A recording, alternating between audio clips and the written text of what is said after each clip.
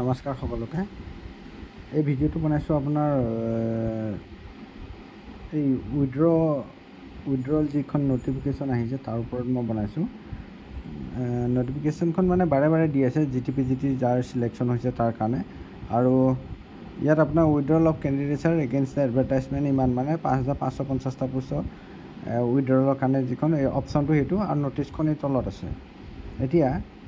এক ছেকেণ্ড নটিচখন মই ডাউনলোড কৰিছোঁ নটিচখন আগৰ ধৰণে একেই আছে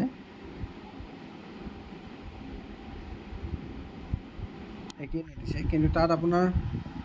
এটা কথা লিখিছে চাব একেবাৰে লাষ্টৰ পেৰাগ্ৰাফটো চাব whereas if found that any candidate does not withdraw their candidature voluntarily within the stipulated time period মানে 19/10/2025 তাৰিখ মানে কালিলে দিনৰ 10টা বজাৰ আগত যদি আপোনালোকে উইথড্ৰ নকৰে then necessary step will be taken to avoid duplicacy in recruitment মানে নেচেচাৰী ষ্টেপ ল'ব ইয়াৰ নেচেচাৰী ষ্টেপ বুলি কৈছে এতিয়া আপোনাৰ ধৰক মেক্সিমামে এইটো উইথড্ৰ কৰিছে তাৰে দুজন মানে এৰগেণ্ট থাকে ন কেণ্ডিডেট তো তেওঁলোকে উইথড্ৰ কৰিবলৈ বিচৰা নাই কিন্তু তাৰ মানে ৰিজাল্ট তেওঁলোকে পাবই ধুনীয়াকৈ পাব ধৰক দুইটা পোষ্ট তেওঁলোকৰ হোল্ড কৰিব পাৰে যে এইটো উইথড্ৰ নকৰিলে তেওঁলোকে জিটি কাৰণ এপইণ্টমেণ্ট লেটাৰ এতিয়ালৈকে দিয়া নাই প্ৰভিজনেল বুলি দি পেলাই থৈ দিছে বাই চান্স যদি তেওঁলোকে ইয়াত উইথড্ৰ নকৰে তেতিয়াহ'লে সেই পোষ্টটো হোল্ড কৰি দিব পাৰে বা উইথহেল্ড কৰি ৰাখি দিব পাৰে এপইণ্টমেণ্ট লেটাৰখন ইছ্যু নকৰিব পাৰে কাৰণ পুৱা যিটো এপইণ্টমেণ্ট অলৰেডি মানে হৈছে তেওঁলোকৰ এপ্ৰুভ তাত যদি তেওঁলোকে এনেকুৱা কাম কৰে তেওঁলোকৰ সেই পোষ্টটো সেই এপইণ্টমেণ্ট লেটাৰখন হোল্ড কৰিব পাৰে কাৰণ তাৰ তেওঁলোকে পিছত কোৰ্টত গৈ পেলাই বা অফিচত গৈ পেলাই এইবিলাক কৰিব লাগিব এইবিলাক লম্বা চৰা মানে দীঘলীয়া এটা প্ৰচেছত তেওঁলোক সোমাই পৰিব মানে পাজল হৈ পৰিবগৈ সেইটো কাৰণে তেওঁলোকক যি দুই এজন আছে এতিয়ালৈকে উইথড্ৰ নকৰা তেওঁলোকে উইথড্ৰ কৰি দিয়ক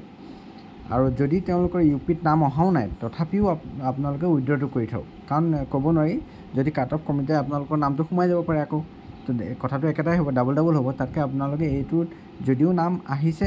যদিও আপোনালোকে উইথড্ৰ কৰক ইউ পিৰ পৰা যদি নাই এখন তথাপিও আপোনালোকে উইথড্ৰ কৰি থওক কাৰণ ৰাখিটো কাম নাই ন তো সেইখন আপোনালোকৰ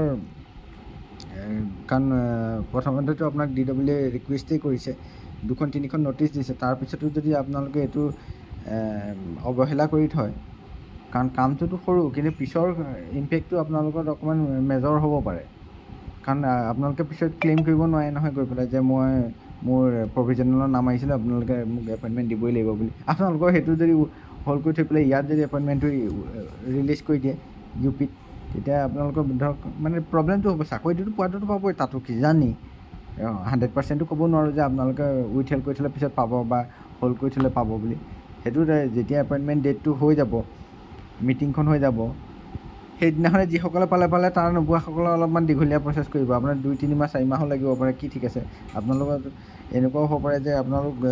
কোৰ্টৰ মানে দুৱাৰত গৈ পেলাই একো নকৰিবলগীয়াও হ'ব পাৰে এইখিনি জেমেলাৰ পৰা বাচক আপোনালোকে জিটিত পাইছে যেতিয়া জিটিত জইন কৰক বা পিজিটিত পাইছে যদি পিজিটিত জইন কৰক এই ইউ পিটো উইথড্ৰ কৰি দিয়ক এইটোৱে মানে ৰিকুৱেষ্ট থাকিল আপোনাৰ কাৰণে ৰিকুৱেষ্টটো DW কৰি আছে 2-3খন নটিচ দি পেলাই চাই লওক কি হয় এইটোৱে আছিলে এতিয়া কাট অফটোতো অলপমান কমিব বাৰু বহুতে উইথড্ৰ কৰিছে কৰি পেলাই স্ক্ৰীনশ্বটবিলাক আপোনাৰ টিচাৰ গ্ৰুপবিলাকক ফেচবুক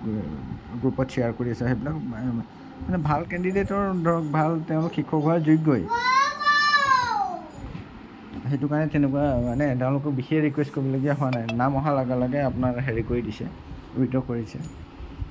ধন্যবাদ সকলোকে